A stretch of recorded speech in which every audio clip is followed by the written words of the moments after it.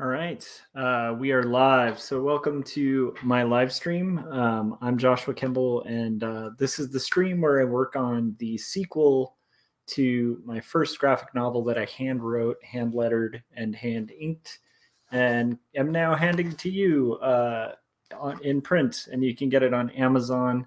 It's a confessional graphic memoir that grapples with questions of faith, mental illness, depravity, and ultimately redemption in a fallen world. And I'm pretty proud of it. 122 pages, and so I am also really eager to get into working on the second book, which is what I've been doing on these live streams for most of them. And I hope the audio is okay too. So if you guys are watching and you're not getting good audio, let me know. I had to kind of shift my mic to a different location, so hopefully it's coming through okay. But anyhow,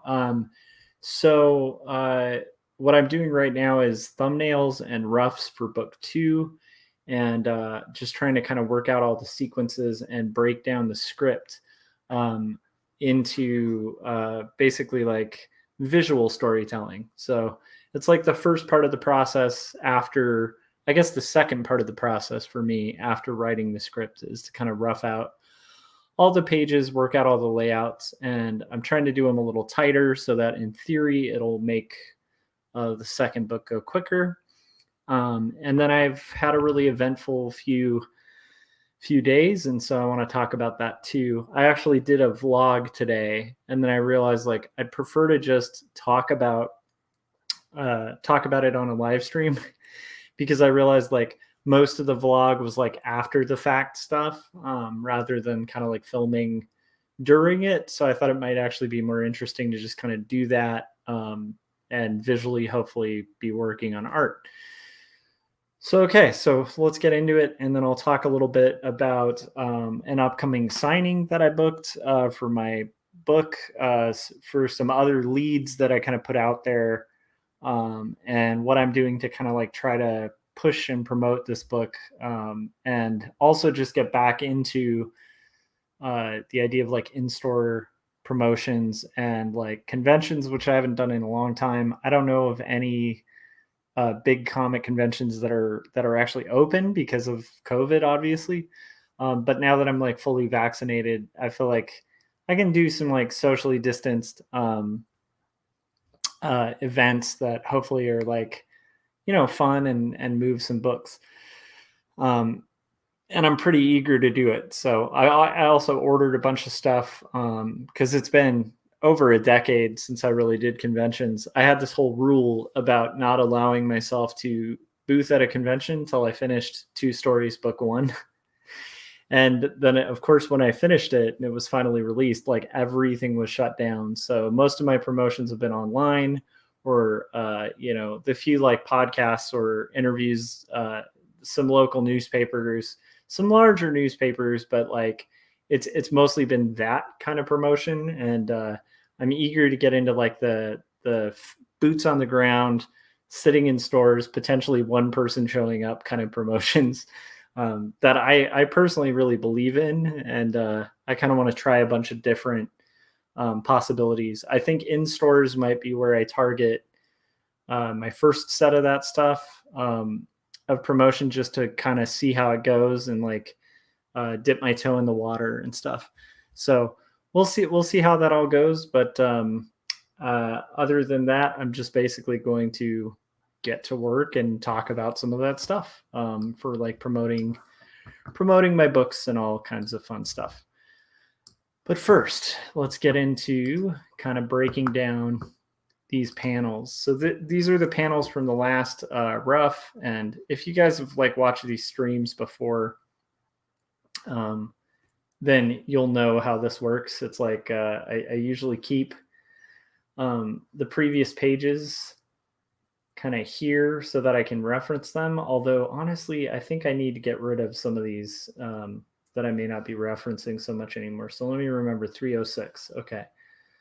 And then I'll basically be able to quickly reference other things. So right now I'm just going to clean up my layers a little bit just to like get rid of some of the stuff I may not need to reference again. Let's let's see here. Just gonna hopefully like see what all I can do. All right.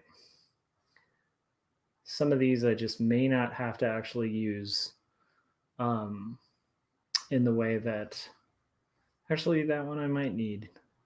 That's the location. So, okay.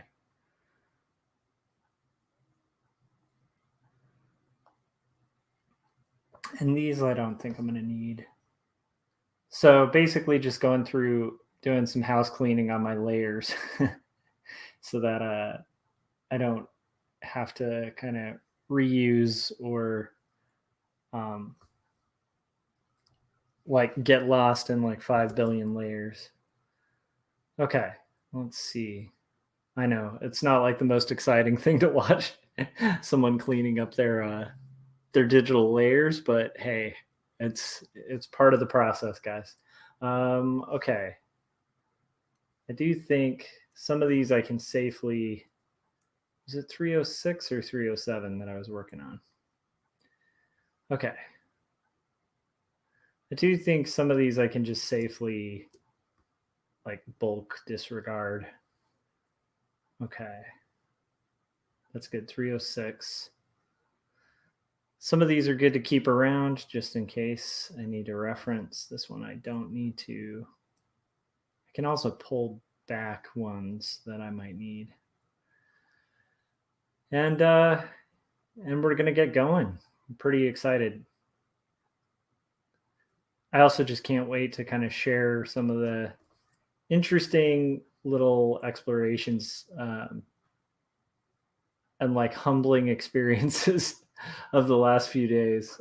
They've been really cool. It's been a long time too. Like honestly, for me, it's been almost a decade since I've been doing any sort of in-store promotions or anything like that. I've gone to some events, but they were all like events I was usually like invited to or something like that. But the hustle, it's been a while. And it's funny because like memories kick in as I'm like ordering all these things, you know, like I got myself a banner, and also pricing's changed a lot. Like, stuff that used to be super cheap is like a lot more expensive now, and then a lot of stuff that was like super expensive is like completely affordable now. So it's been interesting to kind of see like just with kind of like almost like convention prep type stuff. Although, like I said, I doubt I'm going to be doing any huge conventions because it seems like most of the ones for the next year or whatever have been pretty much canceled. And it's kind of risky to like book even conventions right now just because yeah, I mean it's just a lot of things are getting canceled, like conventions and stuff like that, and with reason, because there is like a hugely crazy thing happening in our world right now. But I am very excited about the possibility of like doing in stores and all that stuff, which I already said. So, okay, here we go. Let's get into this. So first thing, before I get into all of the interesting things I've been up to the last few days, I'm going to cut these up. And now I have my 3 references, including the last panel. And this is going to be weird because it's a highly emotional scene that I'm drawing. And whenever you're working on like something like a scene of somebody like crying, which is actually going to be happening here, you always like run the chance or possibility of it being really over the like over dramatic and kind of ridiculous. And so it's going to be interesting to kind of see how I can tread that line and hopefully not get super corny with it. So here we go.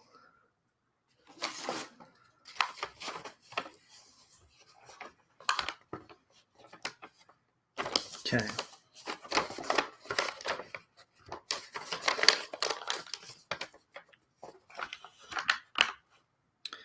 Oh my goodness. Okay. Let's Let's see what we can do.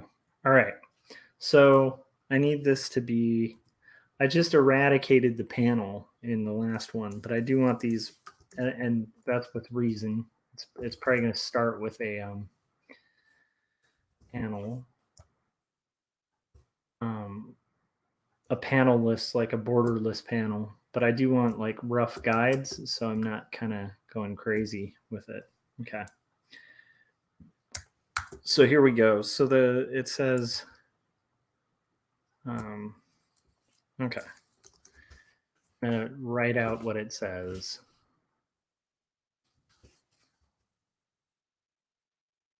I kneeled.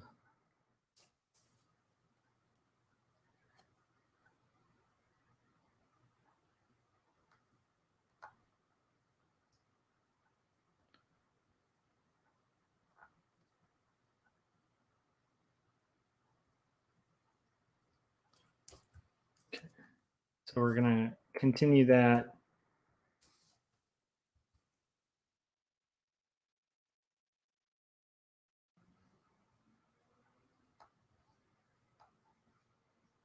That pose, but it's going to be a little more upright.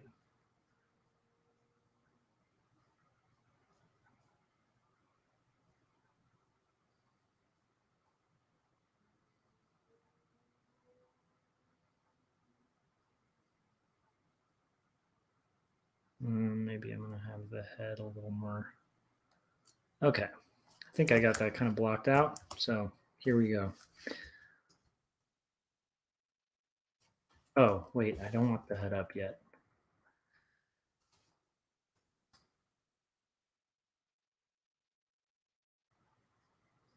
All right. So yeah, the last few days have been really interesting.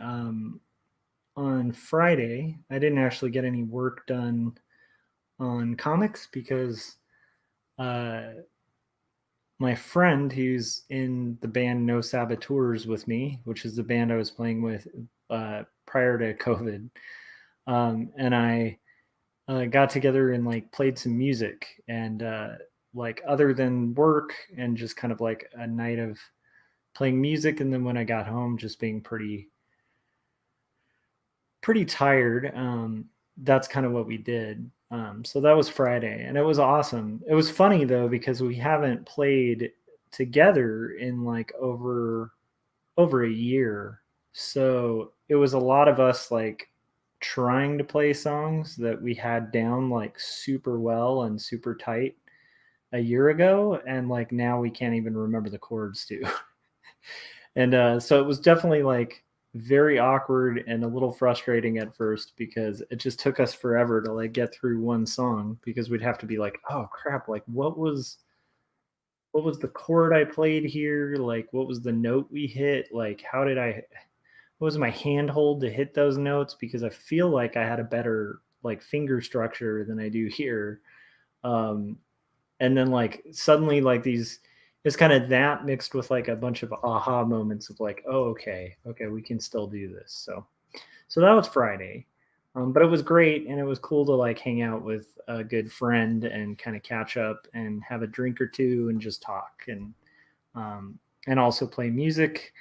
And he's been doing these kind of like remix type things to the solo songs I've been recording, and I've actually been really digging those too. So now I'm debating like what to do with those. Like I'm either gonna probably be releasing those instead of my own song, like the songs that I've been tracking, or when I finish the album that I'm trying to do in a year, I might just do something a little like weird and just kind of include them as well as my originals. I honestly don't know yet, but I like it and I like where it's going. And it makes me encouraged to like keep going with this silly like music side project. For anyone who doesn't know, I also do music and play music and write music and mostly guitar, but like about a year ago, almost exactly a year ago, I just kind of decided I was going to make an album. I think it was like right after everything kind of shut down.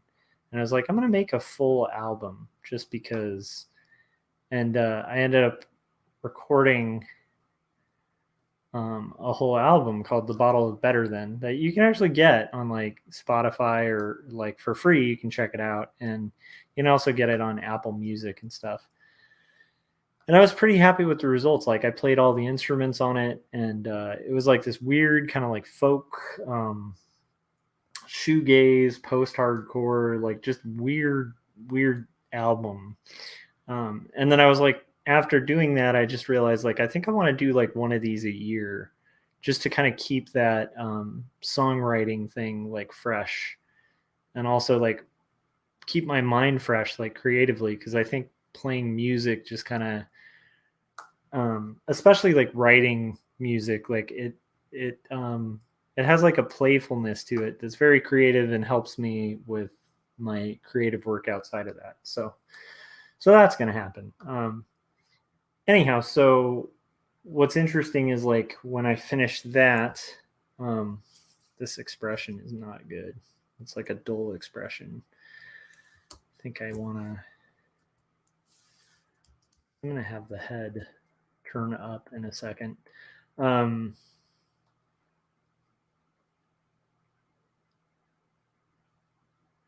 There we go. That's a little bit better of an expression. So anyhow, so yeah, so it was nice to do that thing with Josh, and also at the same time, like it encouraged me to like keep going and try to write a song. Like I definitely need to do one by, I don't know. Let me see. Well, I've got 4 down, and so I need 10 by the end of the year. So November, December. So I probably need to, yeah, I definitely need to finish one either by, I would say like by mid-July would be good, just to be on track for that. If I can get one a little earlier, that'd be good. Like maybe in the next week or so. But I don't know where the time's going to come from for that. So that was Friday. Friday was cool. It was nice to. It was weird and kind of surreal to like be able to hang out with a friend who I know very well is like vaccinated, and be able to just like literally hang out and have like little worries outside of that. It was really nice. So yeah, so that happened Friday, and then today I did a little project, which is for 2 stories. I've long had this idea that I want to try out, of like just sort of directly hitting up comic book shops and like sort of almost like touring with it, where I go to different comic shops one-on-one and try to either have them stock and buy my comic, or like set up an in-store signing, which would be really good. Either way, it kind of establishes a one-on-one thing with the store, which I think is good, because retail is full of human beings, and business is all about relationships. And even if it's small business, like selling one indie book, it's good to establish those relationships. It doesn't hurt. So that's kind of my crazy idea. So the first one I stopped by was on Monday of last week, and they instantly were like, "Yeah, let's do a signing." And they said they wanted to do one on the 2nd, but I wasn't sure. It was so casual of a conversation that one I want to confirm. So I'm going to try to confirm that on Monday. And then today I decided I was going to go to. I had a couple local shops that I wanted to go to, and just kind of go in with my book and just kind of explain who I am, show them my book, show them what I do, and ask if they'd want to do like a signing or carry the comic or something like that. And oddly enough, like well, it wasn't super oddly enough. So the first place I stopped by, the owners weren't there, which is pretty common. But they did say they would be really down to do a signing and to kind of touch base with them on Tuesday. So that's something I need to do. And then Ben found a really cool comic there, which was awesome. And then the second place we stopped was closed. It was like an indie bookstore that's local out here because the owner was late and my son was getting hungry and stuff like that. And we were kind of doing this as like a cross hit thing where it's like sort of like a fun little trip for the family too. Oh, I'm getting lost in this story, so let me remember where I'm at there and continue it right when I get to the next. So it's going to say, and started crying. This is going to be that part where it's like I can't make this too corny. Um,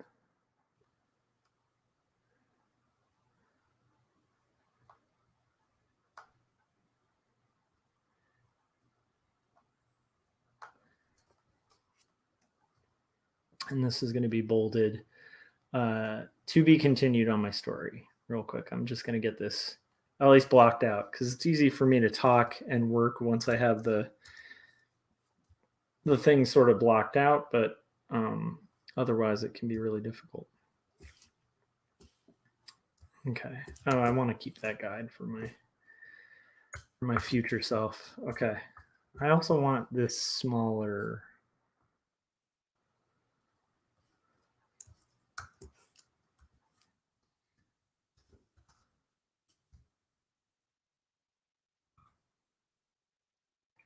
Hmm. Had a brief moment of wondering, is it kneeled or knelt? And I found out in America it's kneeled. I guess it's like interchangeable, but it's more of like the British version to say knelt.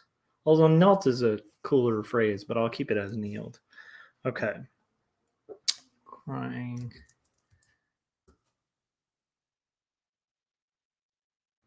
Okay. So we're going to do this and then block it out real quick. And actually, the nice thing is this pose isn't going to change much, although I do want it smaller. I think I said that. So let me get this a little bit smaller, and then I'll get back into my little story of craziness from today. But very like humbling, like good, humbling, just straight up, sales. Okay. So anyhow, we're at that place. Initially, it's like we just got there a little too early before they opened. So I had this other crazy idea that I'd been kicking around that there's a local vinyl shop that they just sell used records and new records. It's like an audiophile's dream kind of store, and it's in the Antelope Valley, which is crazy. Like if you grew up here, it's like this was an area that like barely had a music store. Like even in the era of like warehouse music, I think we had like one, and it like opened like very shortly before closing. Like we never had like a Virgin Megastore or any of those like big music shops and stuff. And then finally we got a Best Buy, but I think by that point a lot of like record shops and stuff were out of business. So the fact that there's like a legit like collectible record shop that also sells some comics in the AV just like really excited me because there is a long history in in comics of like record shops and indie comics. I mean the whole history of Zap Comics, like a lot of what was pushing those comics were like music shops and like head shops, like so it was like there's a deep connection, and then you can understand the deep connection when you look at stuff like American Splendor or like R. Crumb's work, where it's like they're audiophiles, like they're music nerds, and so like half of the comics they write are like about like loving and collecting records or like playing banjos, and like there's just a lot of that in indie cartooning. So I took a leap and kind of went there since the other bookstore was closed. And it had been something I thought about. I'm like, hey, it's like literally right around the corner.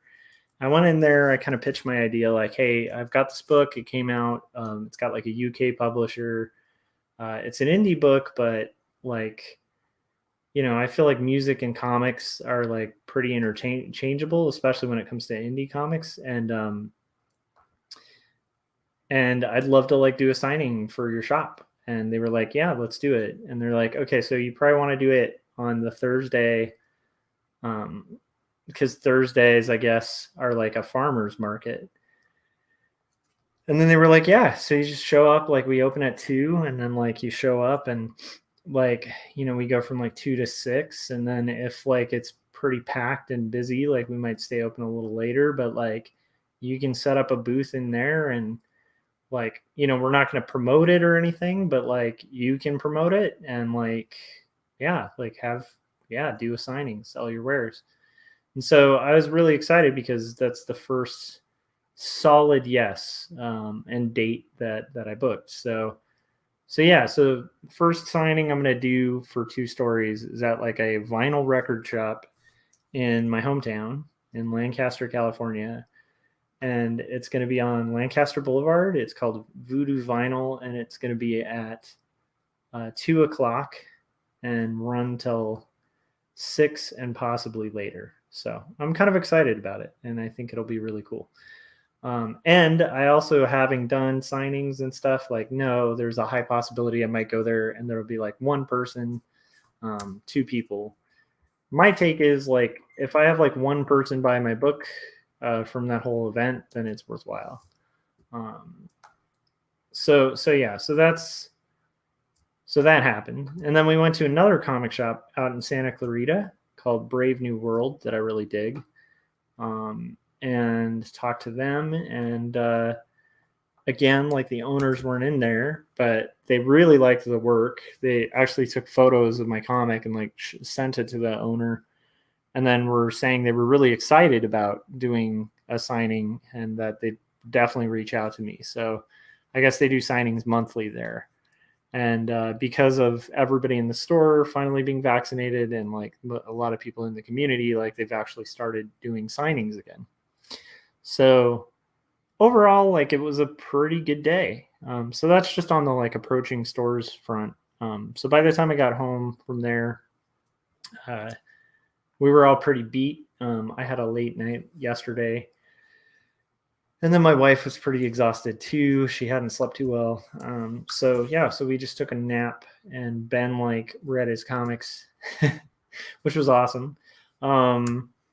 And then basically I woke up, did my exercise, and did this. But in between, like the time like that I was awake, after all that like bouncing around from different comic shops, and trying to get those things scheduled, I also ordered some stickers that are of like Kid Josh. So anybody who's read 2 Stories book 1 knows it alternates between like 2 styles. One is kind of like this Sunday comics, Sunday funnies kind of style, like a family circus kind of look. And then the other is like a much more detailed, rendered, kind of like more traditional indie comic. And that's the stuff that deals with like adulthood and adult depression. And so I thought it would be cool to just have like a sticker that looks like it's colored like an old cartoon in all just flat colors with like a starburst, and then it just has my website on it. So that'll be a little giveaway I do at signings. And then I also ordered some postcards that are basically just the cover of the book, and then on the back it has like press release body copy. So it's basically like that's going to be stuff I do at the table. So I ordered a large banner, which I mentioned. It's like 8 feet tall, and it's got like my branding and stuff on it, which is always good to have at a convention, because you want signage to let people know that they're like actually talking to the artist, because otherwise they can kind of feel like it's just like a booth of somebody just selling some product, and which it is, but I think it makes a difference when people know it's the artist.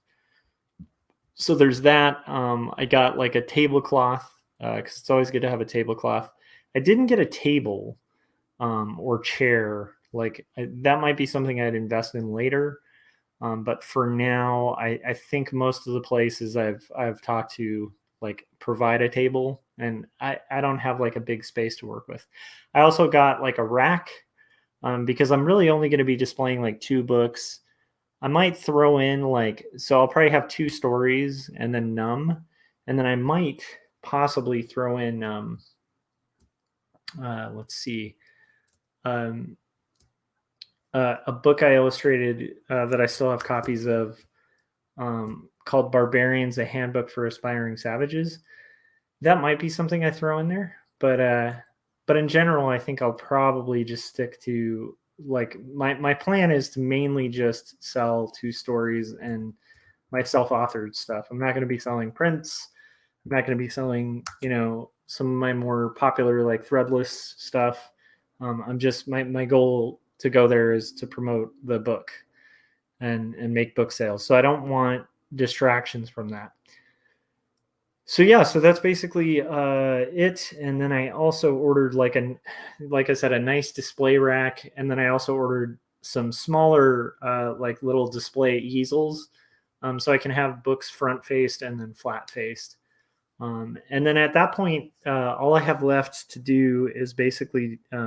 Oh, and I also got like a square, not a square. I ended up getting the PayPal version because I've used PayPal for years, but it's like a chip card reader, and so I'm pretty excited about that. So yeah, so I'm pretty much all convention store signing prepped, unless they don't have a table, and then I might actually have to just go get like a 6-foot table because we used to have one back in the day when I do signings, but we've gone through a couple of moves, and so that table has since very quickly disappeared. So I don't know. It might be worthwhile. Mama Soto said she's getting ready for bed and dropping in for a bit. How are you doing? Um, and she asked, "How's it going?" Pretty good. I'm excited about being kind of ready for like in-person conventions and store visits and signings and stuff. So trying to like get the gears moving for that. But it was fun. It was fun to like get all that stuff uh, gathered and together and know that like a lot of it's shipping in. Some of it might be later than like the first few signings I book, but who knows? So it's a wild experiment. And it's going to be interesting. I think I might even hit up some local microbreweries and stuff too to see if they'll let me booth there, and maybe give them a cut of my sales or something, just to like be able to like hang out and booth at a bar might actually be good too. So we'll see. We'll see how it all goes. But yeah. Um, okay, now I'm getting lost in like talking, and I'm gonna miss I'm gonna miss this next panel. So let me get this. Um, the neoprene puzzle piece floor squares. Huh. That is not a bad idea. That is really not a bad idea.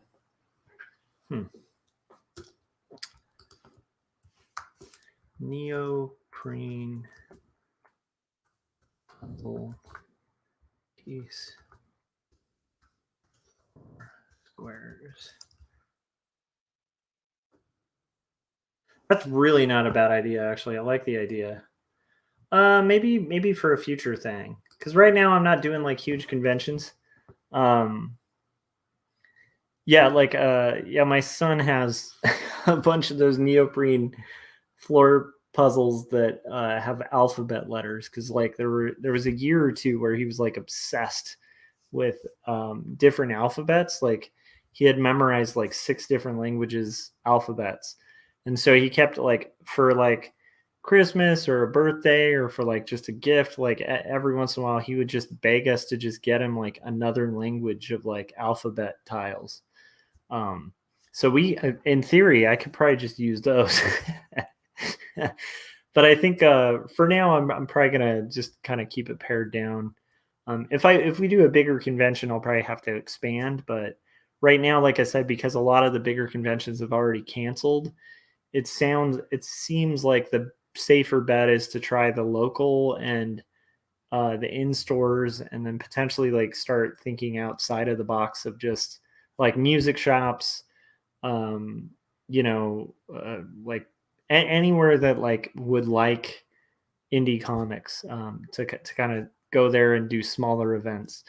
The downside is like if you do a convention, right? You do a whole day at a convention, you're going to clean up a lot more most of the time you're going to clean up a lot more at a convention where people are going there with like spending money than you are necessarily at like a small retail establishment where people might go in there like I'm going to do my first signing is going to be at like a vinyl shop. So like there might be somebody who like comes in, they've saved up, $50 for like their rare Charlie Parker album or whatever. And so they're going to go in there, get their album and go. But then again, there's a lot of people who like to go there and just vinyl fetish it and just, thumb through the racks and like look for like the perfect hidden gem.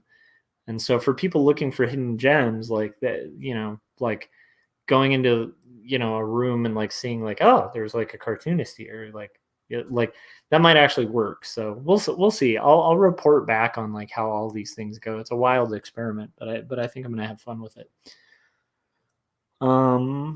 Okay, so this is gonna say, but yeah, it's been a long time. Like I've done sales shows for clients and for people I've done work for, but it's been a long time since I've like boothed my own stuff, my own wares.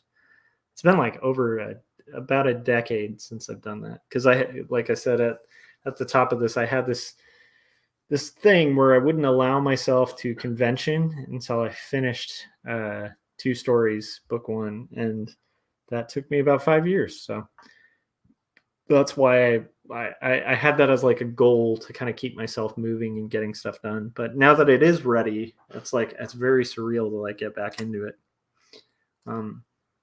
I'll report back, and I'm sure at first it's going to be a little awkward as I get used to it. Let's see here. Started. The nice thing too about all these little ancillary expenses that add up, like when you're first building your show thing, it's like a lot of this stuff is stuff you can reinvest later.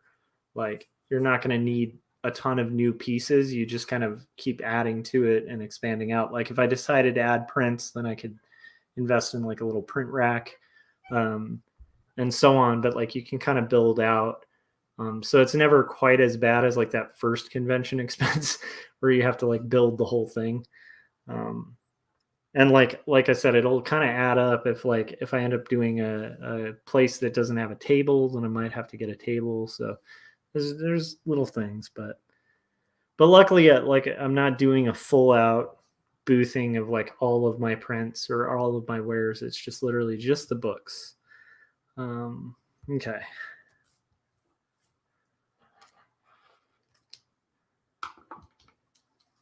I think. Oh, sorry. I accidentally had my shortcut there. Kneel down. Night Gang. How's it going, Jake? How you doing, man? Let's see here. So yeah, like I'm pumped to start hustling and trying to get the book out, like in person. It's kind of exciting, and I think it's like doubly exciting just because we've spent forever like being locked down and kind of independently hidden in our own little rooms. It's going to be nice to do. Just got off a 2.5 interview and 1.5 of private conversation. Dude, who were you being interviewed for 2.5 hours or 2.5 interviews? Now I'm curious. Maybe it was 2.5 hours. That's pretty insane if that's the case, man. Let's see here. All right.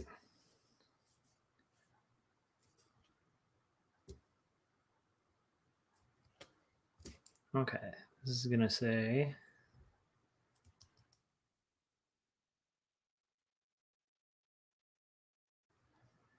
2.5 hours. Wow. Nice. What was the interview about, Jake? Let's see.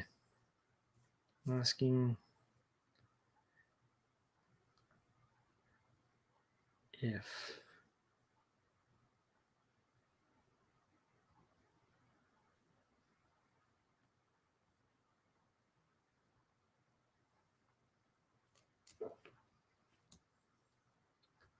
It's gonna get a little cheesy, guys.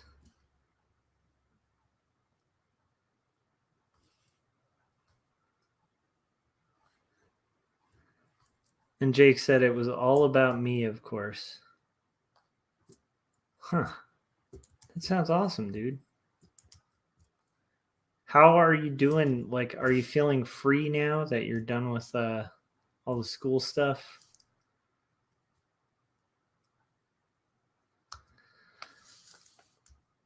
So this part will be a little over the top, kind of intentionally, because it's gonna respond a little underwhelmingly. So it's like blowing it out of proportion. And then Mama Soto said, as it should be, in the sense of the interview being all about Jake. And he said, closer to 3 hours. Where can we check that out, Jake? I might have to peruse that after. It's always fun to hear you talk, dude. Let's see.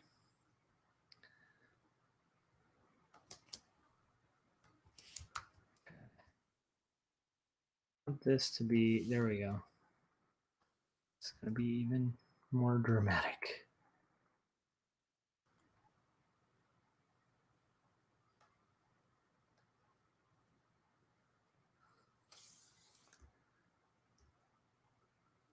And then Jake said, now that I have more time in the world to make deadlines, the Demiurge is restored. What is the Demiurge? That sounds awesome. Okay.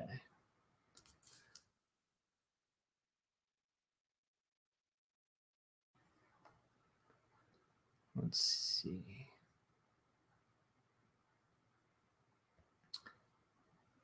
So yeah, the thing that just kind of blew me away about like just like there's something very humbling about like going to a store and just being like, hey, you should carry my stuff, or like, hey, let's book a signing, because it's like, I think there's like a prideful way to go about that I think a lot of people actually get stuck in that, where you just be like, I don't need to do that, like, you know like for me it's like, if I think about it, it's like I don't really need to like go to the shop and have a signing. Like I make a living doing art. Like I'm just going through like what my justifications would be, that really at the end of the day are like would be fear based, right? Where I'd just be like, like why would I need to bother them and stuff like that. And it just turns like it just turns out that uh it basically isn't that big of a deal to like go in and ask, but all the pride and fear and stuff can kind of get in the way of like progress and stuff like that. I remember like kind of learning that lesson early on, and then like I said, just it's been interesting having to kind of go through that again and be like, oh, okay, I remember this. I remember this kind of this hustle stage where you just kind of have to do that if you want to sell books. And I think it's kind of a fun thing.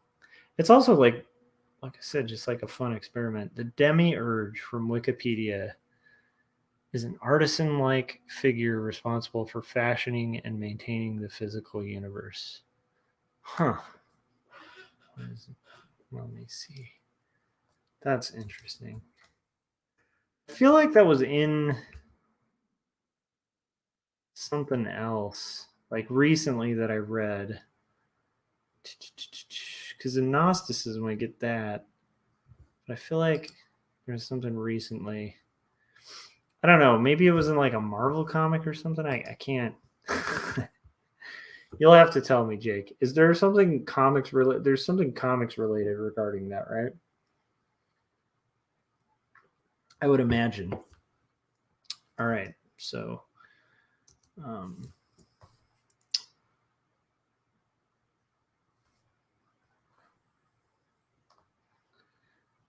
so now I'm basically erasing this, and we're getting there. And I like the idea of this actually having more negative space, although maybe not so much.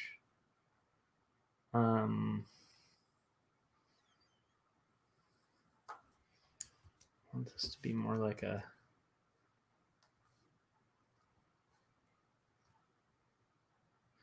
That's it. Final Fantasy. Thank you. Because I was like, I think I've heard of it in Platonism and Gnosticism, but I was like, I feel like I've okay. So was that in okay? Let me look this up because I'm pretty sure.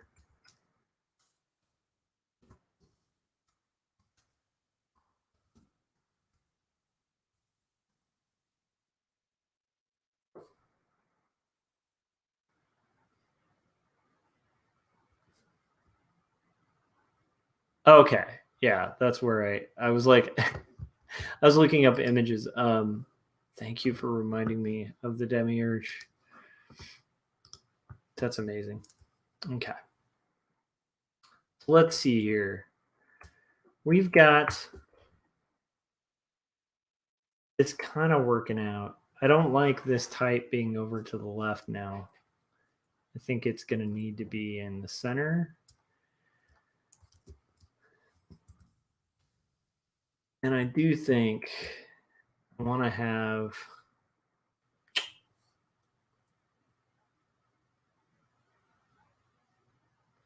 No, I like the negative space. Yeah, in Stranger Things, it's the Demigorgon or whatever, but I don't know.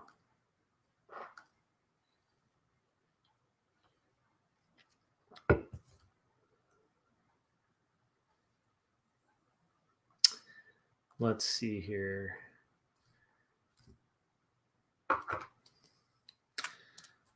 But pretty close, I think. Like, there's a lot of overlap. It probably is Mama Soto. Like a lot of that stuff. Let's see here. A lot of that stuff has its origins like in, rooted in like mythology, and I mean, it's a good tree to pull from, right? Let's see. All right, so receiving no. There we go. That's what I was going to say. Receiving. So what are you working on now, Jake? Curious, like what stories you're rocking nowadays.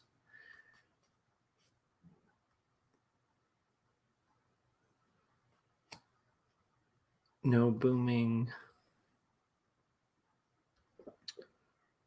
response.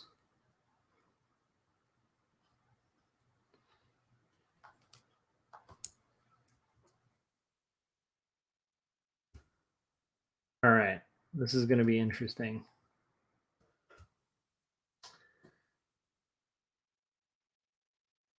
And I do need to, again, just do those vague guides, which will realize themselves in a different thing.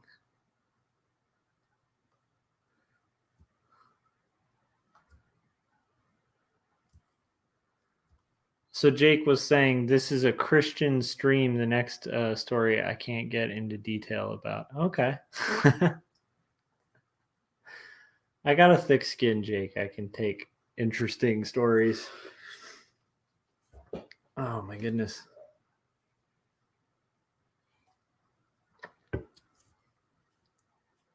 Let's see here.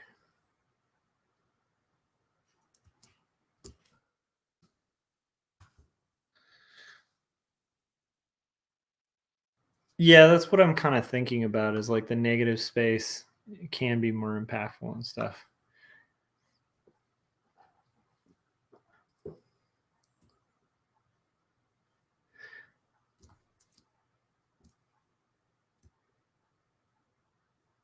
So let's see. No booming response. Oh, okay. I remember what you were talking about. Yeah. It's the thing at the yeah, it seems like funny actually. It sounds like a shocking like a shock art kind of comic. All right, Mama Soto, have a good night. Um But that sounds kind of fun. I think there's a place for most art. Let's see here. Receiving no booming response.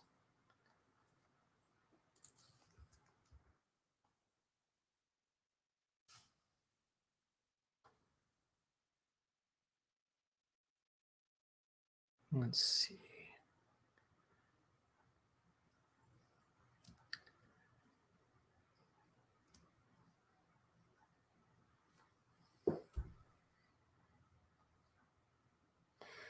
Okay, so I need to use the animation thing here.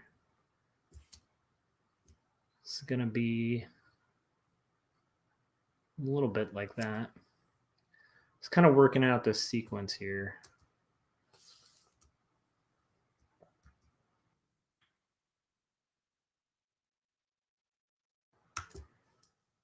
The negative space going from a dark background to a lighter gray on top will give it a climb that will lead to breaking the frame into a white of the panel in row 2. Huh. Let's see here.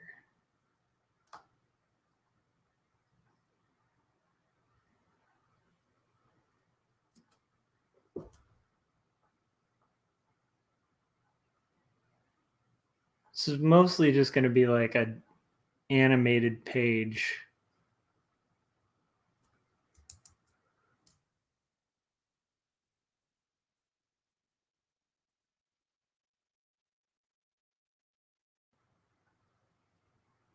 So you're going to start that one though, Jake. Is that a short story or is that like a longer form? I'm kind of curious. And then are you working on like the script stage or are you like starting pages? Kind of forgot to ask you, do you script out first, or let's see here.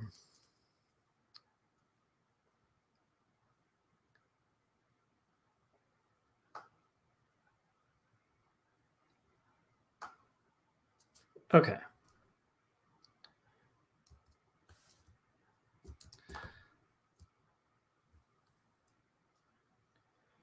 Okay. Might be too much negative space though. I gotta see it when I do the page, and because it's going to be a lot of repeated. Let's see here.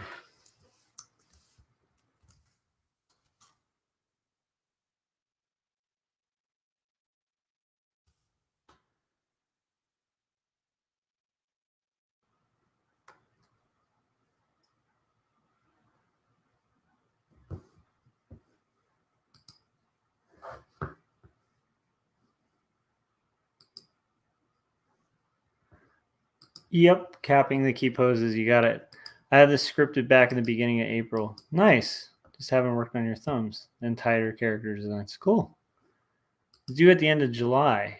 Ah, who are you doing it for? Curious. Is this for another anthology? Sounds kind of fun. Okay, let's see here.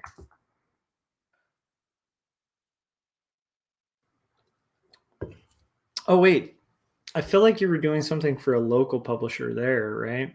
I don't know. You'll have to fill me in, Jake. I'm curious. All right. Received no booming response. Okay.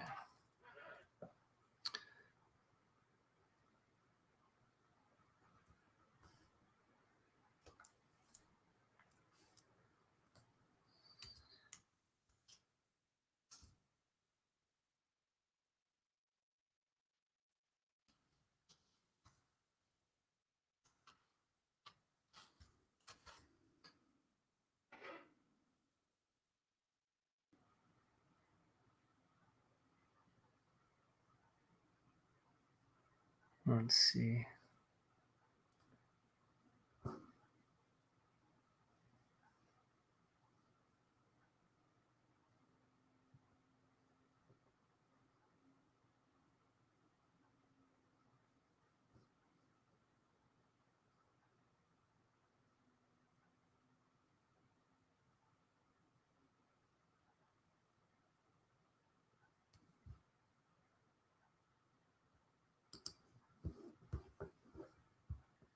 That's cool.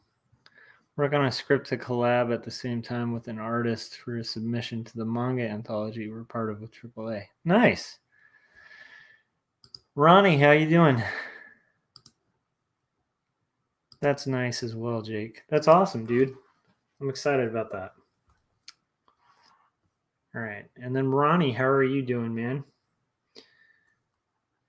Prepping for work, or is this like your day off? I feel like I ask you that every stream. Okay. Let's see here. Now this I gotta like start working out. Like, okay, so it's gonna be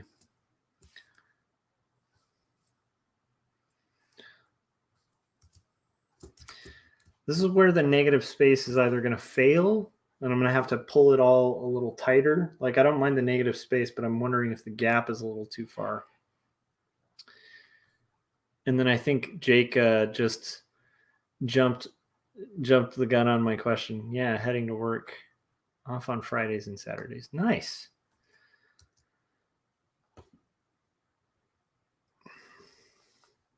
Well, dude, that's very cool. I'm eager to kind of see that comic, that horror comic, when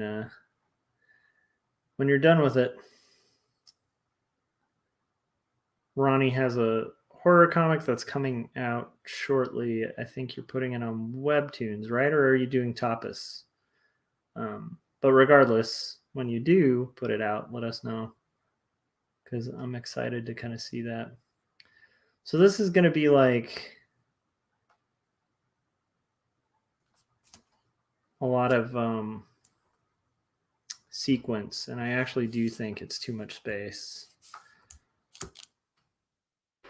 What do you think, Ronnie? Is there too much gap between the text and the character? I feel like it needs to be like probably about a quarter thicker.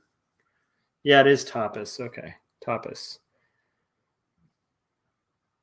But yeah, so yeah, Ronnie's gonna put up that comic shortly on there, which is pretty cool. And I've told him to let us know when he gets it up there, because it's going to be awesome to see. I'm just all weirded out from like setting up signings and stuff. Like getting that going again makes me really eager. And I have a feeling like especially after like the pandemic, I feel like I'll be thankful if like one person shows up and buys the book, because just the idea of like meeting people in person again just sounds great. Like being able to meet yeah, it's I don't know, it's kind of unbelievable. Episode 1 at the end of the month, dude, that is gonna be awesome. I think it's gonna be an epic thing once you launch it. Let's see here.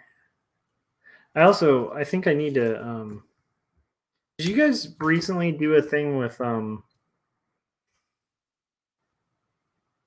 don't know. I feel like you guys recently did like a show that I've been meaning to watch, and my brain is blanking out because it's like midnight. I just realized why I'm blanking out.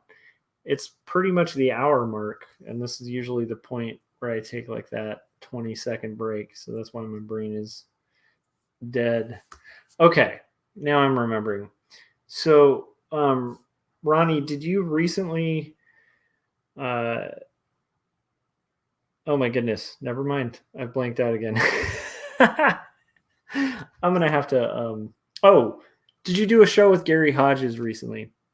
Because I feel like I saw like a thumbnail for it and an explanation of it. I think it was like you and Fogbreaker. Yeah, Comics della Muerte. And I need to see it. I really want to see it. It looks hilarious. And I saw like a very brief snippet of it on social media, and then was just like completely gonna watch it. And then I got lost in like all this, like trying to get stores to make signings and all this stuff. But like I was like trying to remember to watch it. So I'm gonna actually write down to watch that because it sounded entertaining as hell. And I guess you guys had to like make up a story on the spot. It just sounds really great.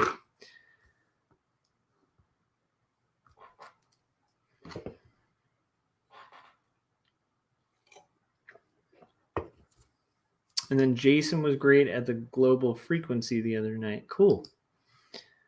Yeah, that's another show I need to tune in more on because yeah, I mean it just seems like a good group of people. Okay, let's see here. All right, so I think there's too much of a gap.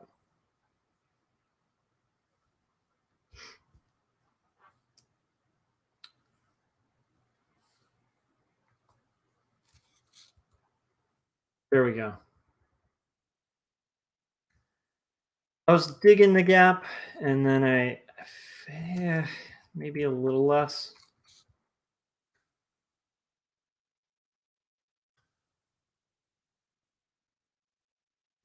Yep.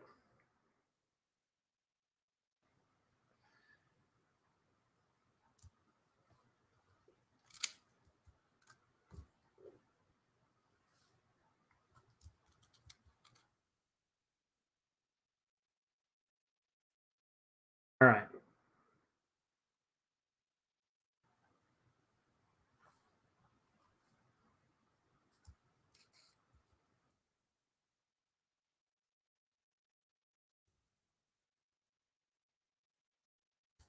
Okay, so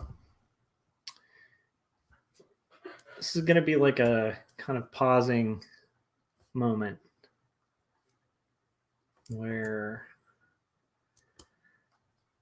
okay, it's at the hour mark. I had like a blank out moment where my brain just froze for a second because it's been a really crazy long day. Um, and so I think that's a good indication that I need to take my like little break for a second. So what's the page about? So this is actually like the most Christian part of the story that I'm writing. Um, and so it's about kind of like a prayer and like sort of like a brief moment that's supposed to be kind of over dramatic, and it's sort of misunderstanding the way it is. So initially it's like it's supposed to be like almost like equivalent to like if you had like the moment in the film where the person lays down like or kneels down and like you know starts praying and like you have the light beam down and it's like oh and then it's just like a record skips because it doesn't quite work like that kind of thing. So that's sort of what this sequence is about. So I think I need to keep the white space, but I think I might need to just finish blocking out the page and then see if that works. Um, a monster generator and whatever monster popped up, we had to create a story about. Okay, I'm gonna have to watch that. I'm gonna watch that tonight when I'm done with this roughing out this page.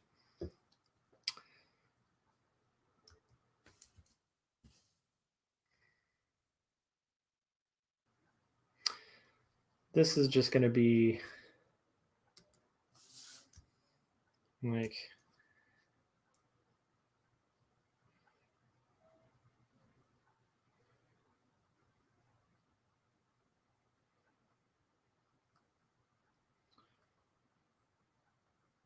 so we're like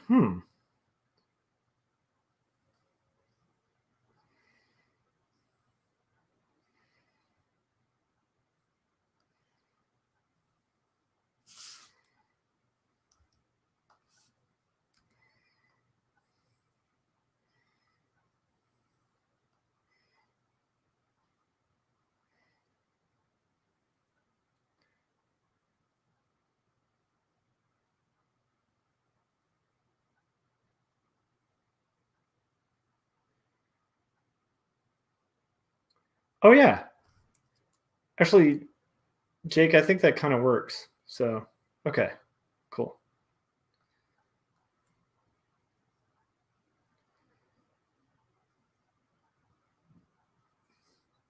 I think this is just something I gotta work out, because it's like the problem with thumbs, but the fun of thumbs is like you're kind of experimenting and figuring it out as you go. I think it's gonna work, and it's a pretty easy fix if it doesn't. So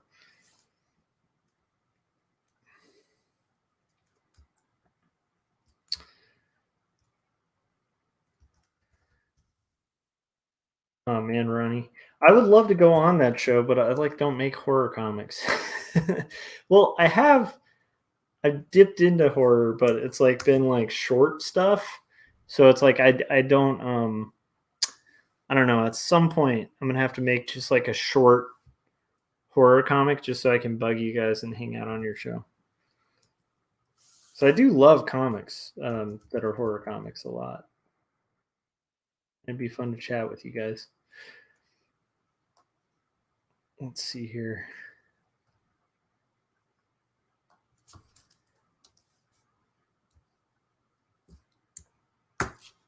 I think that kind of works. I mean, his head's way too big there, so I'm going to shrink that down a little bit. This is like the amazing growing head. But whatever.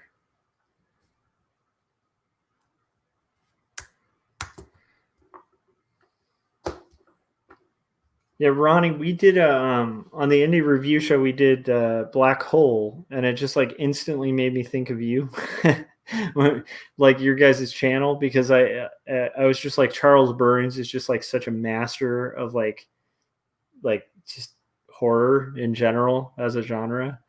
Um, all right, all right. I'm gonna take my little break for a second, and then I will be shortly back to finish out this page. But I actually think this is working.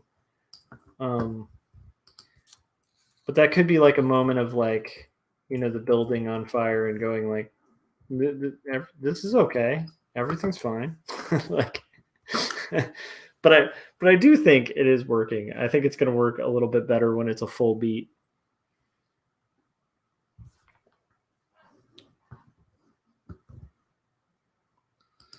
Cool.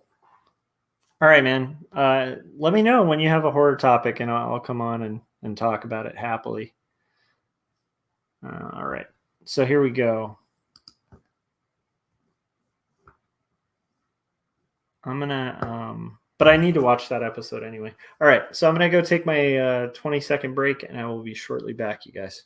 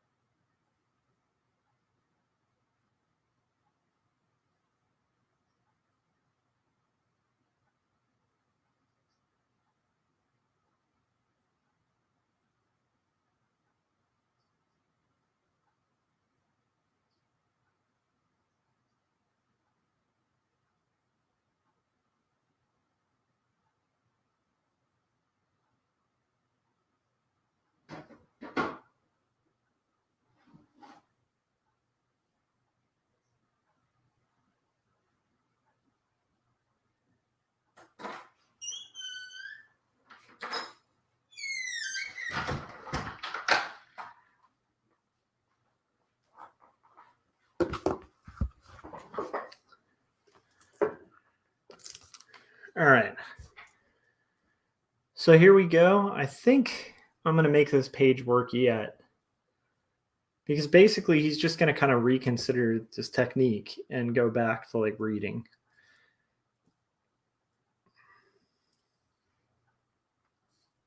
But I actually like the idea of it being like a moment of slight humor. Like, I try to do this in Two Stories Book 1 too, where it like seeds in some little gags, like even visual gags, to kind of keep the the flow of the story. And I think that can work. So, okay.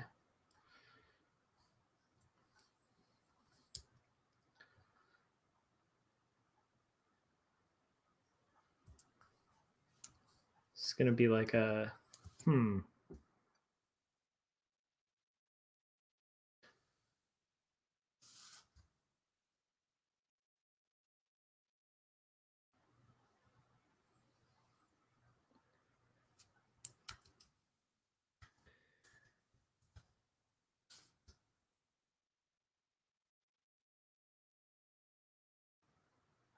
What was also awesome about the little excursion today, like just kind of setting up that first signing at like Voodoo Vinyl, was just like the shop owners were like these rad, like um, older, like it's a much older couple. You can tell they're retired, and that they kind of set up like this crazy audiophile, like vinyl record shop, um, just because like that's probably what they've wanted to do their whole lives, and then they were just like, like we're retired, like F it, let's do it. And like I think there's something really cool about that.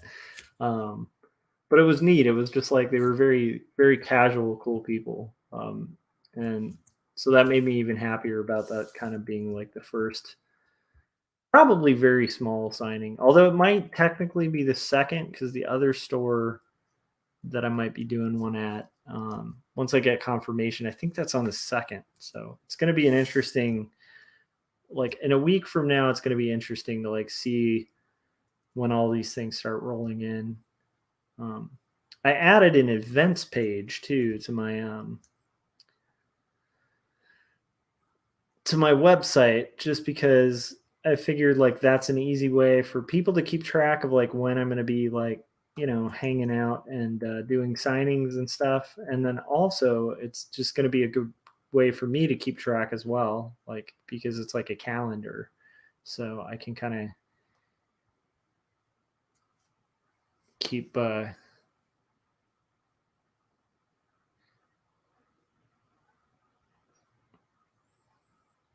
think I'm going to do more of just like a frustrated.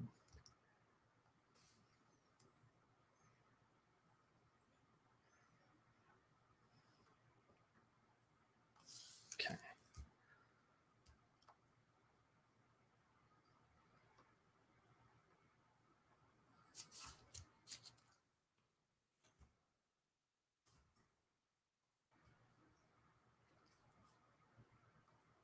Okay, the length might actually have made sense. Yeah.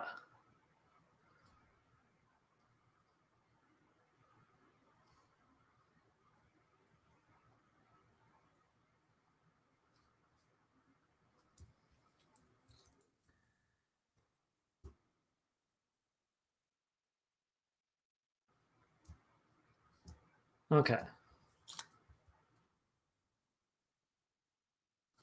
It'll also be like a little respite in the story, but I do kind of think I need to shift it up a little more.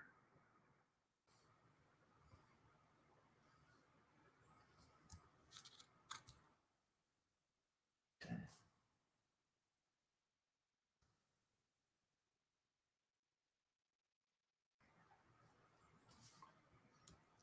This one's just going to be,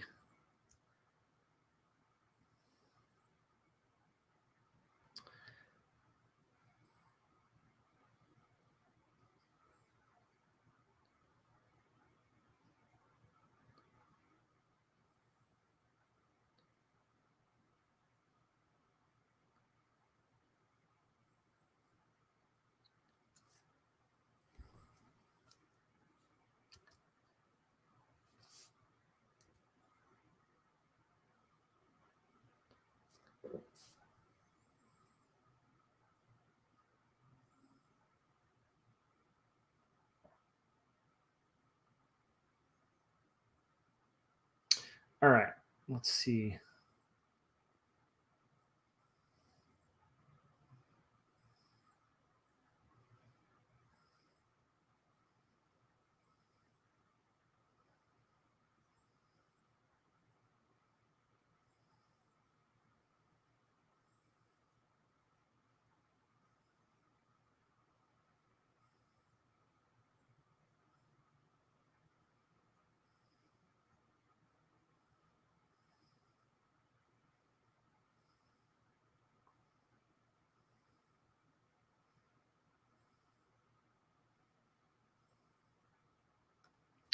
Okay.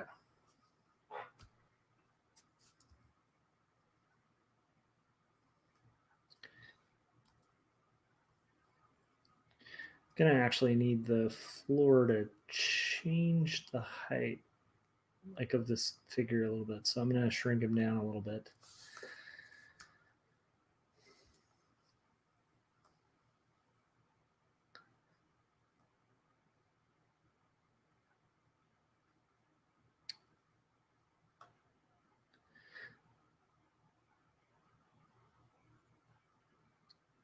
So yeah, it's gonna be a fun time for me.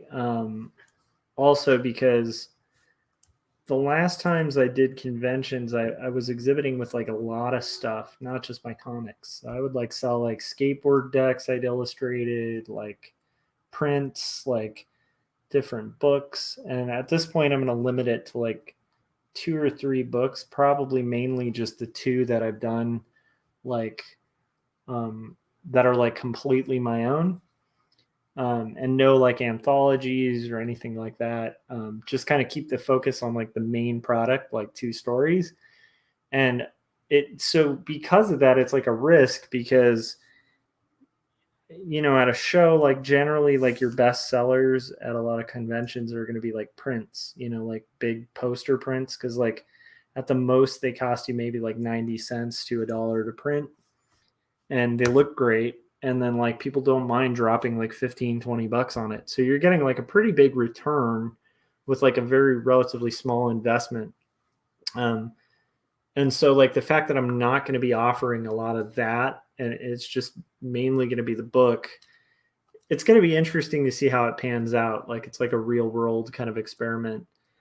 And so I'm excited about it because I really do sincerely think if you just kind of present the thing that you really are there for, because it's like I don't need to make like a crap load of money from a convention. Like I have a day job where I do art. Um, so like, why am I going to one? Well, I'm not going to one to like feed my ego and sell a bunch of stuff. I'm going there to sell specific books that are like my personal projects, and those I want to sell. Those I want people to read. So it's like I think just by making the focus specifically on those, I think it's going to actually help in the long run. But like I said, it's a bit of a gamble because most people I know who do comics will kind of hedge their bets like when they do a convention, and understandably so, because they're like wanting to make table or whatever. So they'll sell prints, they'll sell like stuff that's pop culture related, and then they'll kind of have their comic there as well, and they'll use like those other things as like a hedge to maybe sell that comic. In this case, it's like I'm literally going to have this like unknown comic, and that's it. So, like I said, I'm really, I don't know, just kind of thinking out loud about it, but I'm curious to see how that plays out and see if that's effective or not. And I'll let you guys know when I do vlogs and different live streams and stuff, like how that all goes, because like it's a I have some theories about it, and I have no idea if they'll test out to be true. Um, and then, of course, like whatever I say is going to be needing to be taken with a grain of salt because it has to do with like there's all sorts of factors, like that go into like comics and stuff. So it's like I wouldn't like if I'm like, hey, that didn't work for me, it doesn't necessarily mean it won't work for you, but I will happily be pretty open about like the experience and how it goes. I'm kind of liking this so far, where it's heading. And I do want it to, okay, now it's making a lot more sense. But this is one of those pages where I'm like, I knew it would kind of start making a little more sense as I got further on it. And I do think like way less negative space is going to help. I also want to fill out the head of that character.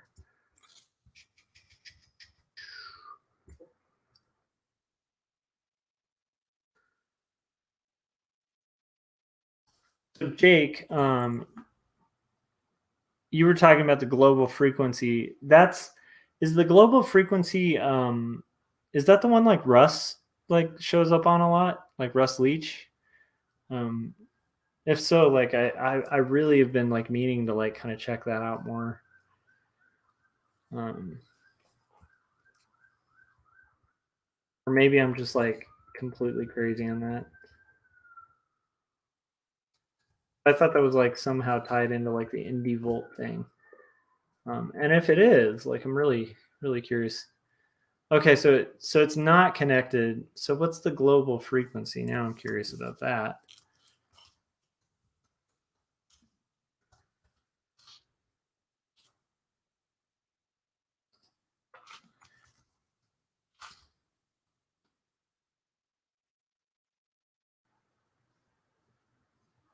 Okay, just tell me what the global frequency is then, because I thought I knew what it was, and I don't think it is the indie volt thing. So tell me what it is. I'm curious. Let's see here.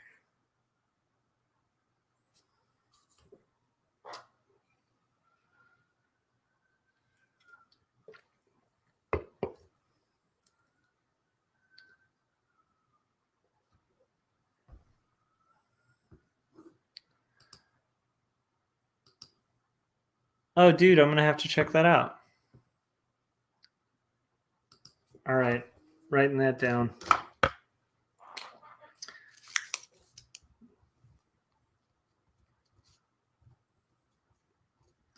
I love one of the things I love about the community online is like I learn new stuff every day and I check out new stuff all the time. So um, that sounds great.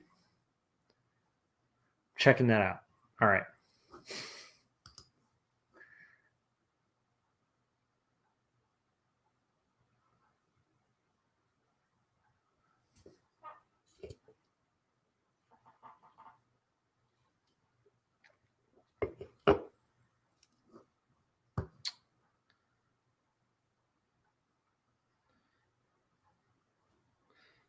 Cool. Yeah, I'm always interested, man. I would be more than happy to talk to people. Let's see here. Let me see. Okay, so I gotta think about this next sequence. What's weird is like there's not gonna be a lot of type because this is literally gonna be all blank panels, and then it's gonna finally. He's sort of coming to a realization he's not going to get an answer, and then just sort of is going to walk back into the frame that he kind of broke out of on the last page. Um, okay. Let's see if I have that page. There it is.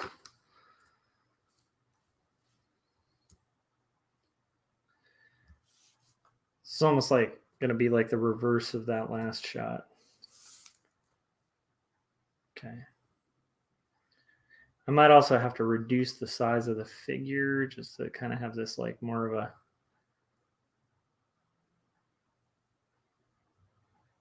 No, I want more of the in between. Since we're doing keyframes here.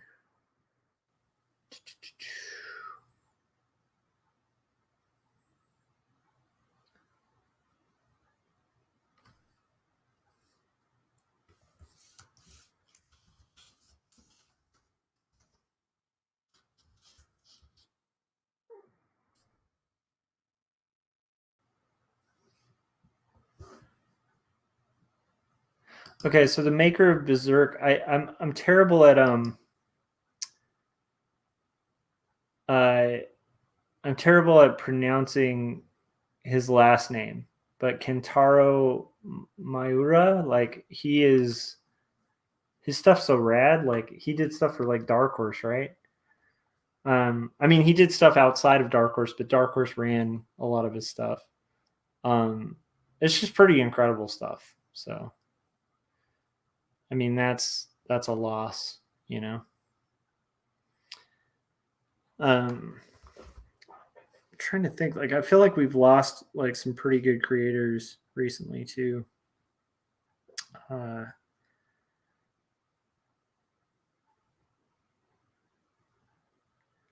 So I mean, like one of my favorite indie creators too is this guy Jesse Ham, and he just died couple couple days, like a couple weeks ago, and that sucked too. But yeah, it's just like I don't know. It sucks whenever we lose cartoonists.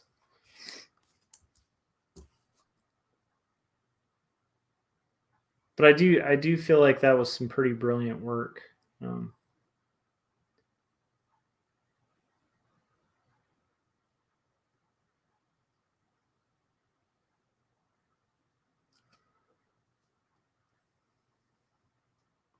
just to be more.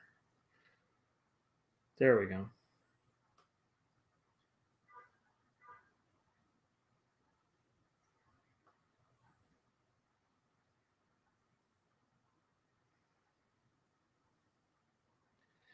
Okay, so this is going to be more of just like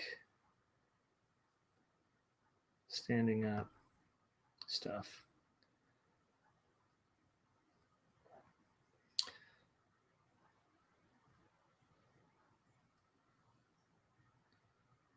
Okay.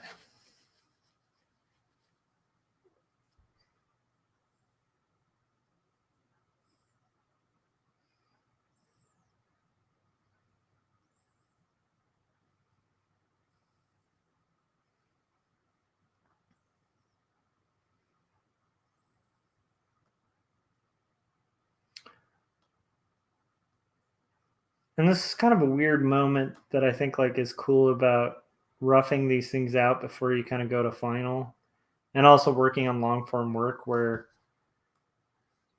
like I wasn't foreseeing that I was going to have this like whole sort of silent animated sequence at the outset of this, but it just makes sense. Like like as I'm drawing it, it makes sense because I'm like, okay, like the story's at a point where it's going to get really heavy handed if it doesn't have like kind of a moment of quiet. And even if it's like subtle, like not so funny humor, at least it'll like lighten, I think, people's experience for a second. And that'll prepare them for like, some pretty heavy stuff.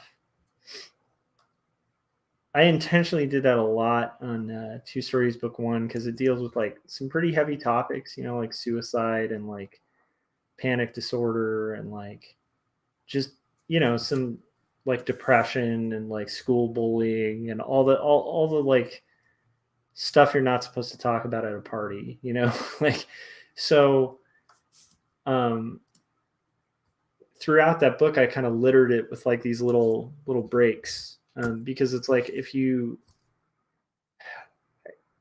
and I remember consciously kind of deciding it because I was like, as corny as it is, I was like watching. I think I was watching like Brano's Hamlet, like, and was just like, holy crap, like that's brilliant um, how like it'll cut to like these Rosencrantz and Guildenstern scenes that are just like super goofy, um, like right at like the peak of it being like this very serious thing, and so it's like I feel like if I don't do scenes like this, like one of my fears, and I've mentioned it like a million times on here, is like I don't want this book to like read like a chick tract. And I think like moments like this are gonna like hopefully differentiate it from that at a point where it very well could become that. Although this character is gonna have to get even tinier, just to make this work because I want him standing. So there we go. How's it going, Chris? How's Christina? Do you guys have a child yet? sorry, sorry, just kind of curious.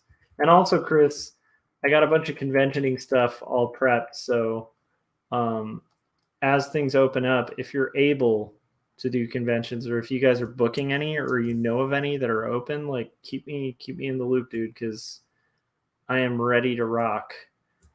I got my card reader. I got my banner. I got like my like uh, book displays, all that business. So I'm ready to rock and roll on on conventions again whenever you are. Although I'm guessing you might be MIA for a little bit on that. Oh, sweet. And then Ronnie just said he sent a little clip of a panel. Is this an exclusive, Ronnie, for my stream alone?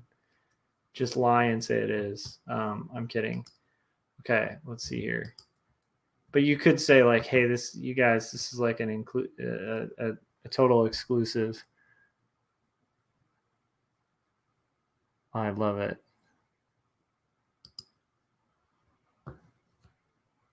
All right, here we go. I'm gonna show it if that's okay, dude. All right, ladies and gents. Here's a sneak peek. I'm just gonna say it's exclusive, and then Ronnie, you can be like, it's not exclusive. Exclusive for Joshua Kemble's live stream is a very small sneak peek of a panel, and that makes me really excited because it looks all druidy and rad. Like, I mean, it looks like a tunnel. These dudes look like they're committing some kind of awesome ritual. And this guy's got glowing eyes. Well, he's got like a glint in his eyes that's like sharply interesting. So thank you, Ronnie. That makes me really excited about your launch to Top S. Yeah, home stretch, right, Chris? That's cool, dude. It's gonna be cool, and I'm glad that that like hopefully like sooner than later all this pandemic stuff will be done. So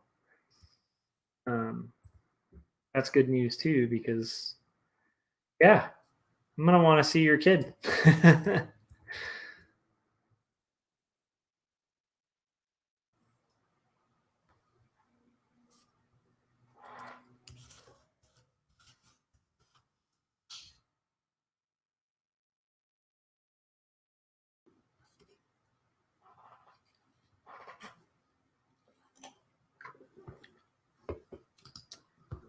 That's very exciting, dude. And then Jake was talking about that being a potential blood cultist, which is pretty exciting.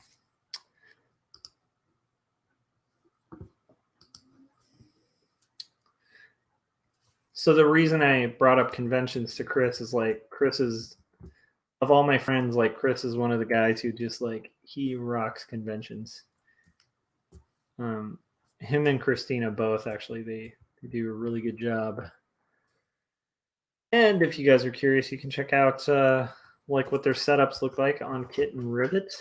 But it's pretty cool. It's like a husband wife team of awesome art, cats and robots themed. And then Chris's stuff is really incredible too. But also, like, dude, Chris cleans up at conventions. He does very well. And I think it's like a mix of like display, of like engaging the people who come to his booth. It's just like it's really cool.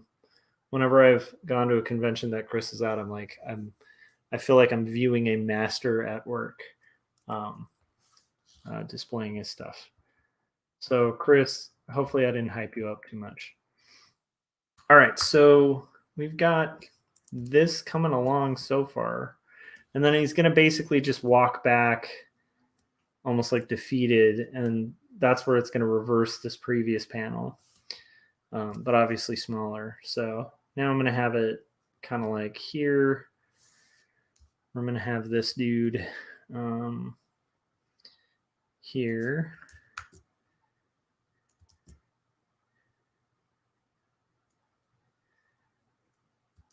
The only thing that sucks is he's walking the other way, but that's okay.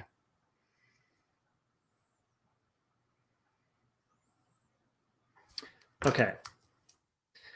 I've got it. Like trying to work that out, and I think I've got it. Here's going to be a frame.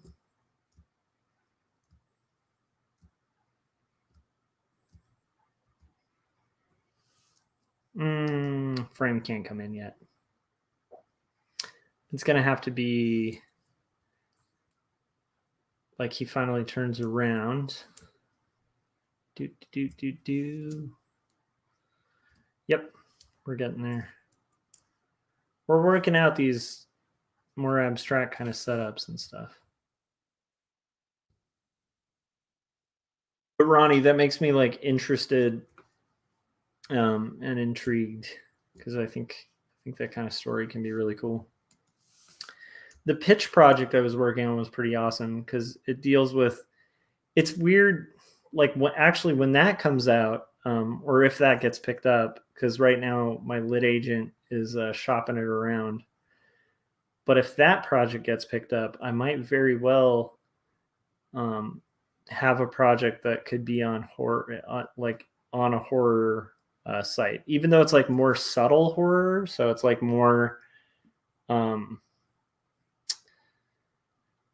I don't know. I'm trying to think of like how that works. I guess it's like kind of like a Hitchcock um, kind of vibe where it's like a lot of implied horror and then and mysticism and kind of creepiness and then like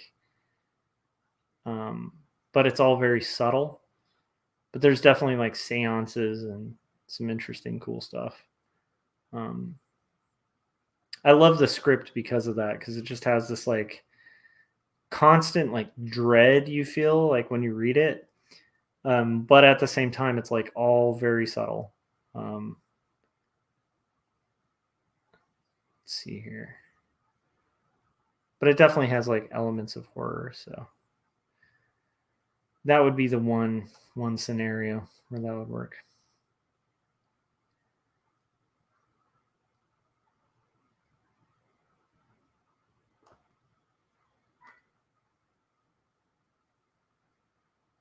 So I used to have a Minor Threat shirt when I was younger, and then I realized like I didn't really have like a Minor Threat shirt for a while, and so my wife like got me a Minor Threat shirt for like my birthday, which is coming up shortly,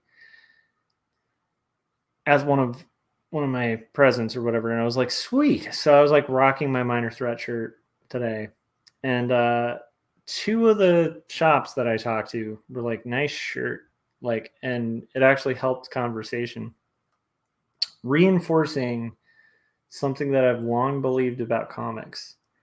I think that comics, cartoonists tend to be united between uh, a love for like punk rock and a love for hip hop, and then there's definitely like, I don't know, I definitely think there's an overlap of like music and cartooning, and I think that goes for comic shops too. So.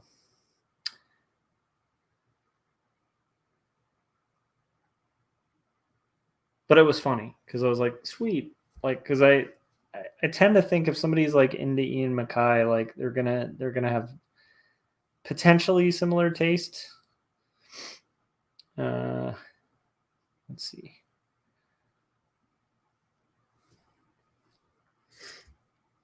Let's see here.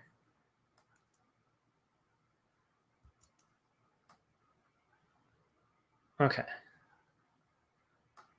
I don't like this hand. It just feels like, why would you have your hand like that? At this point, you're kind of defeated. So your arm would just be like kind of mopey. Like it'd just be like, okay, I'm defeated. My arm's just going to be back. I'm not really all that excited. There we go. Shirts are cool icebreakers. What's interesting is I used to do them for so long. Chris could probably relate to this too, because he used to do a lot of t-shirts. And I actually did them for so long that I actually stopped wearing t-shirts for like a brief period of time, because I had done like 15 years of like doing t-shirts for a living. And so it's kind of like anything you do as a job. Like after a while, I just was like, I almost like lost my love for shirts, for t-shirts for a little bit. And then, once I kind of stopped doing t-shirts professionally as often as I did at the time, I was like, oh, okay, I can like rock t-shirts again. It's kind of a weird thing. All right, so here we go.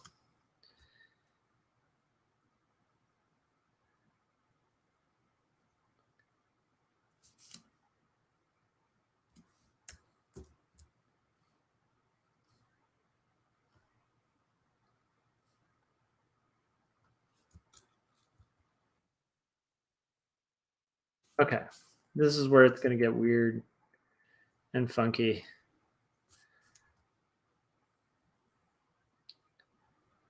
Did I make the mistake? No, I didn't. Okay, good. There's a common mistake people make when somebody's walking where they will cycle the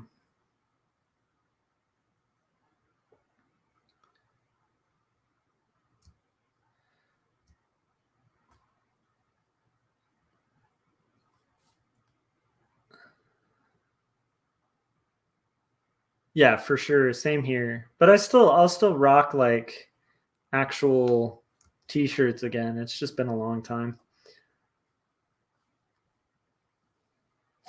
Oh, excuse me, my my allergies are going nuts. So I think especially with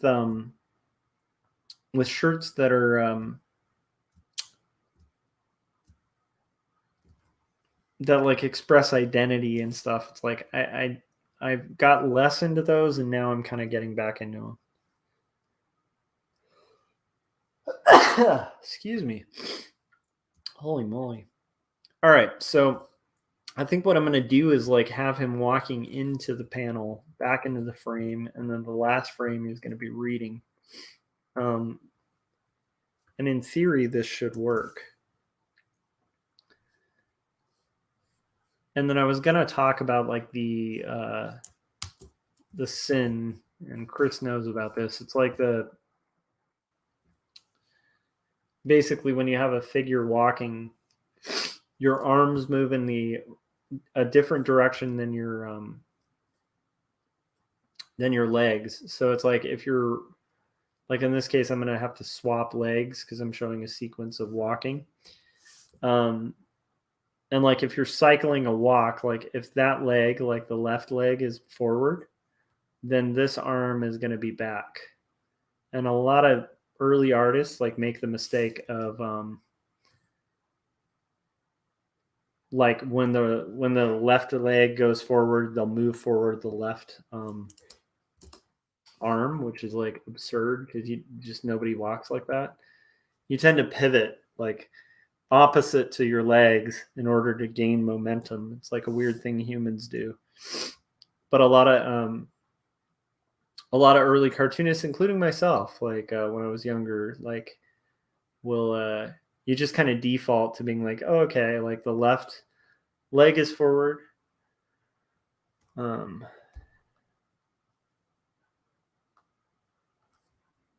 Good Lao Che air freight shirt. Nice.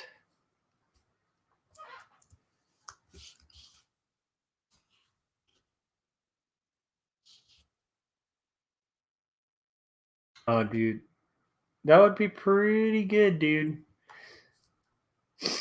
A Lao Che air freight shirt would be hard to find though. Maybe you need to make it, man, because Chris, like that's a pretty popular property, and if they haven't made one, it might be a good thing.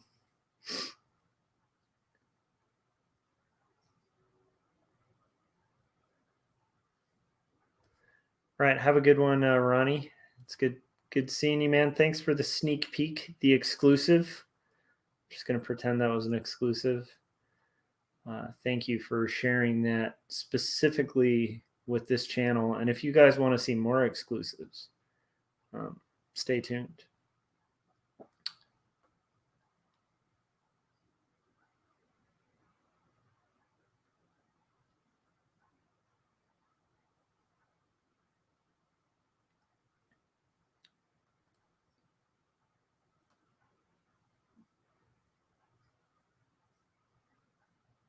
Okay, and he's gonna kind of have his hand out, like I want him to like. Okay, he's gonna be walking back to the couch, and I want the same couch, but a little smaller, but almost like the same angle, so people recognize it from the previous panels.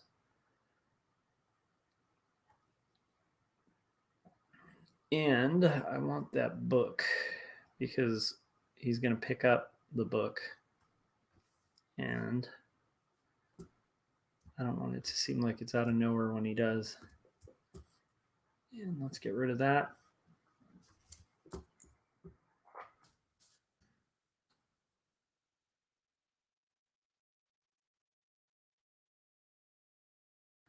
Right? We have like the weirdest, most awesome chats, I think. Honestly, like the community that shows up on these things and kind of around the folks I know on YouTube are like super fascinating. Like there's just a lot of really interesting people. Let's see.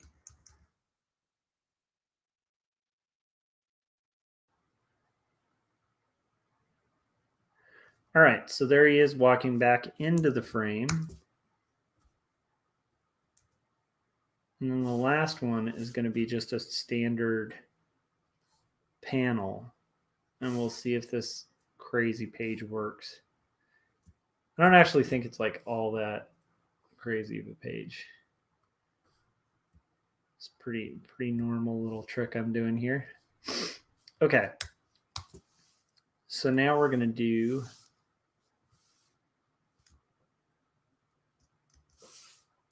that last bit, which I want to actually overlap so it almost has like just a movement to it.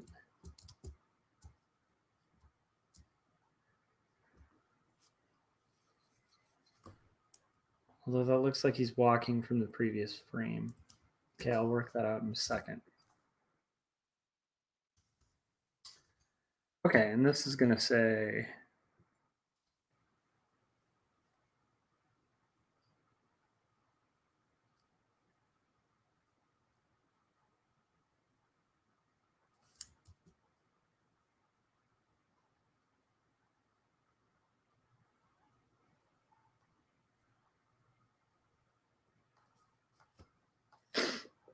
okay, further, and then we've got that going.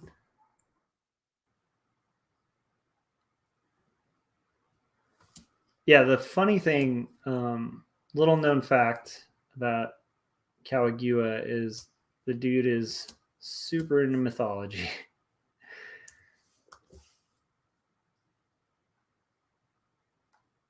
I think that kind of thing is just so fascinating. But I will be the first to admit, like I don't know like a ton about mythology, except like the brief bits that I've read. But do enjoy it when I do look into it. All right, so here we go. We've got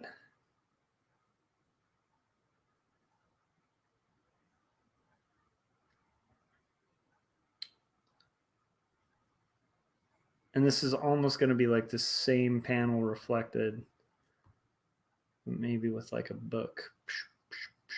All right.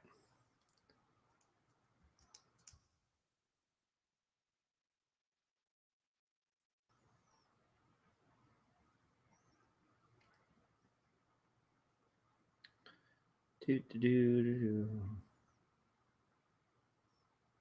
want the expression more.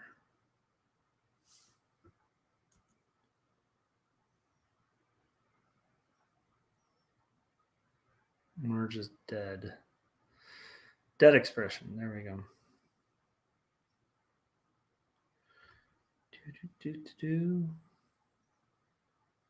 Let's get that going again.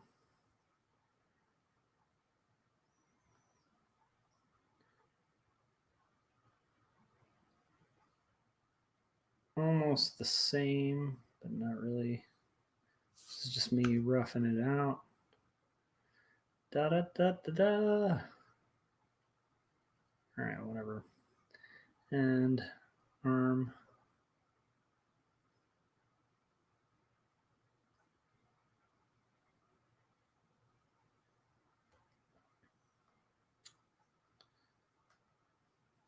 So yeah, I feel like this has been a pretty good day where I've managed to like finish roughing out the page. I think this is going to do it for this page. Managed to get pretty much prepped for signings and stuff like that coming going forward. And had a lot of cool moments like today for one of the first times I caught my son staying up late past his bedtime, and he was like in his room with a flashlight reading a floppy comic that he picked up when we were going around to comic shops today. That made me so happy. Like, I've caught him up late reading books, which has made me happy, but the fact that he was staying up late to read a comic book and that he was kind of poring over it and he was kind of in the zone, that just kind of made my night. All right, well,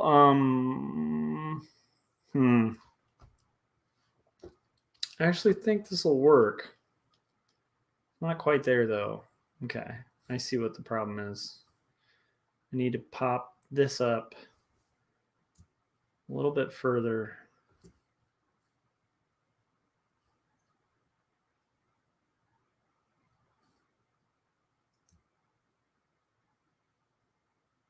But yeah, the fact that it was like a legit floppy made me excited about that kind of thing.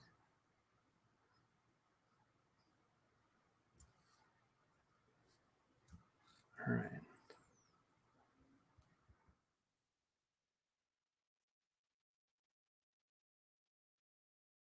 Yeah, like exactly. I feel like with my son, like we have a bedtime for him because he needs to get rest and stuff. But we're pretty lenient when it comes to like him staying up a little later to like read a book because it's like there's also all sorts of research on like how like good reading is for your kids, and honestly I think it's true because like Ben's like unusually good at reading, and I think it's because we've like read to him since he was like a kid, since he was like before he could even understand what we were reading. We'd read to him every night and like make sure to read him books every single night, and and I think it's starting to like, I mean it's definitely like you can't kind of train that, but I do think like I don't know if I'm trying to get my kid into comics, and he's into Dave Pilkey, which I think is great because Dave Pilkey is amazing. He's the guy who does like Captain Underpants and Dog Man and those comics and stuff. They're so good. But oh, that's a good question, Jake, because I want to hear about the series on the Gnostic Gospels too, because it sounds like something I would just like deep dive into and then like lose a bunch of sleep watching because it just sounds fun and fun. Um, but uh, but yeah, like so my goal is to like eventually get my kid because right now he's like really digging like the IDW Sonic the Hedgehog comics, and he really liked like the Incredibles. There's like an Incredibles comic that came out a little bit ago. That was like a sequel to like Incredibles 2. Um, but my goal is like eventually I'm gonna like wean him into like I want him to read Bone by Jeff Smith. So that's my goal is like to get him into Bone, and then like the second he gets into Bone by Jeff Smith, I think that's gonna like crack open the whole comics thing, and my kid's gonna be doomed for life to be obsessed and interested in comics. That's my goal. That's my secret hope. All right. So I think that might do it. I do want to hear what that series is though. So I'm gonna kind of keep it going a little bit so that we can hear what that series is. Um, but I do want to say thanks to everybody who showed up and has watched this stream. Thanks for like hanging in there when I had like blink out moments and kind of forgot what all I was saying because I'm tired. And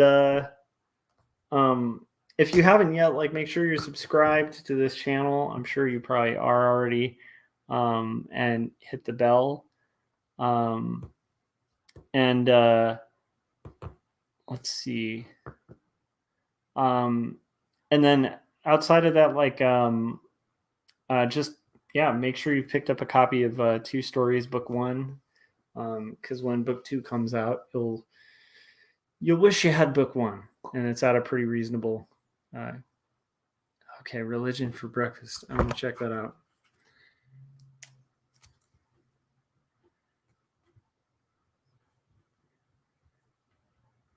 I'm writing that down. Okay. Let's see here.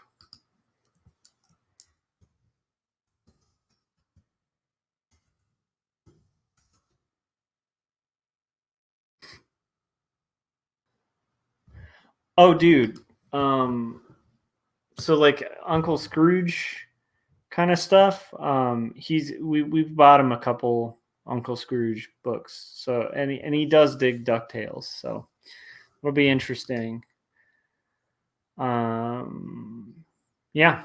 So anyhow, but Don Rosa's run on Uncle Scrooge, not quite yet. So that would be good. That would be good. All right. Although my son is like super into like the original DuckTales, which is pretty awesome. All right. Let's see. So yeah, so that's basically gonna do it. I'm gonna call this stream. But thanks to everybody who showed up. And again, I'm just like super thankful that there are people who will hang out while I'm working, and I hope it helped you guys get work done as well. And I will probably see you guys later tonight, because I'll probably be doing a stream tonight. But thanks to you guys keeping me company. I got 118 pages into this beast, and a little bit closer to like done. So, all right, guys, have a good night and talk to you later. Bye. Oh, that's a good last word. DuckTales. Woo. Yeah, exactly. And the cute thing is my son like knows the entire theme song like by heart too. All right, I'm going to stop gushing about my son and call it a night. Have a good night, you guys. Sleep well and make comics. Bye.